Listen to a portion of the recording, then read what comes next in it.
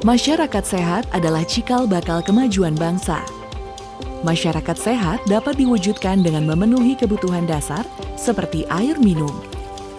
Oleh karenanya, air minum yang berkualitas harus dapat diakses dengan mudah oleh masyarakat.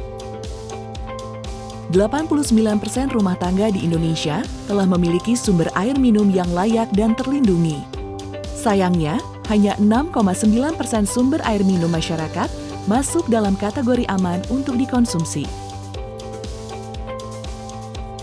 Kondisi ini membahayakan kesehatan masyarakat, seperti mengakibatkan diare yang merupakan penyebab kematian ke-7 di Indonesia dan tingginya angka stunting pada anak. Untuk meningkatkan kualitas hidup dan kesejahteraan bagi sekitar 270 juta penduduk Indonesia, pemerintah Indonesia turut mengejar pencapaian target ke-6 Tujuan Pembangunan Berkelanjutan atau SDGs, yaitu akses universal air minum dan sanitasi pada tahun 2030. Tekad pemerintah Indonesia ini tertuang dalam Peraturan Presiden Nomor 59 Tahun 2017 tentang pelaksanaan pencapaian tujuan pembangunan berkelanjutan. Upaya Indonesia untuk menyediakan air minum aman kepada masyarakat telah diatur sebelumnya dengan Peraturan Pemerintah Nomor 122 Tahun 2015 tentang Sistem Penyediaan Air Minum, yang kemudian diperkuat dengan Undang-Undang Nomor 17 Tahun 2019 tentang Sumber Daya Air. Rencana Pembangunan Jangka Menengah Nasional tahun 2020 sampai dengan 2024 juga mengamanatkan agar masyarakat memiliki air minum yang tidak hanya layak, tapi juga aman. Dalam 5 tahun ke depan, pemerintah Indonesia menargetkan 15% akses air minum aman dan 100% akses air minum layak, yang 30% diantaranya berasal dari jaringan perpipaan. Air minum aman dapat dicapai dengan proses yang bertahap. Akses air aman dapat dicapai jika memenuhi 4 aspek. Pertama, akses yang digunakan adalah akses air minum layak, yaitu yang berasal dari sarana air terlindungi atau bukan jaringan perpipaan dan jaringan perpipaan. Kedua, akses air minum tersedia di dalam atau di halaman rumah. Ketiga, akses air minum tersedia setiap saat. Keempat, kualitas air minum memenuhi persyaratan Peraturan Menteri Kesehatan Nomor 492 Tahun 2010. Jika melihat 4 aspek tersebut, akses air minum aman lebih mudah dicapai melalui jaringan perpipaan.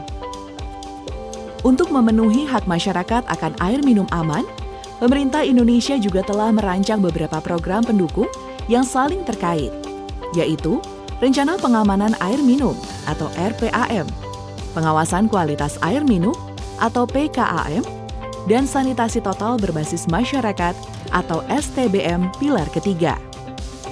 Pemerintah Indonesia mengembangkan RPAM, sebuah pendekatan yang membantu penyelenggara SPAM untuk memberikan air minum aman bagi konsumen dengan mengidentifikasi dan memitigasi risiko yang membahayakan kualitas air minum dalam sistem penyediaan air minum yang dikelola. Di tingkat konsumen atau rumah tangga, telah dikembangkan program edukasi akan pentingnya air minum aman melalui Pilar 3 STBM. Dinas Kesehatan hingga kader masyarakat terus mengedukasi masyarakat tentang pengelolaan air minum aman di rumah tangga agar masyarakat menjadi lebih sadar akan pentingnya air minum aman. Untuk memastikan bahwa program dijalankan dengan baik, layanan air minum aman dan memenuhi kualitas sesuai standar yang sudah ditetapkan, Dinas Kesehatan dan penyelenggara SPAM melakukan pengawasan kualitas air minum. Ketika program RPAM, Pilar 3 STBM, dan PKAM berjalan secara terintegrasi dan komprehensif, maka akses air minum aman kepada masyarakat dapat terpenuhi. Namun, tidak dipungkiri, pencapaian air minum aman pada seluruh wilayah layanan PDAM merupakan tantangan. Sehingga wilayah percontohan seperti zona air minum prima dapat memotivasi PDAM untuk terus berupaya memberikan layanan air minum aman bagi seluruh konsumen. Pengalaman warga mengkonsumsi air minum aman dari keran akan menjadi cerita sukses kepada masyarakat lainnya dari segi kesehatan bahkan dari segi ekonomi, di mana mereka tidak perlu lagi membeli air kemasan. Kolaborasi antar program dan berbagai pihak pelaksana terkait adalah kunci mencapai air minum aman bagi semua.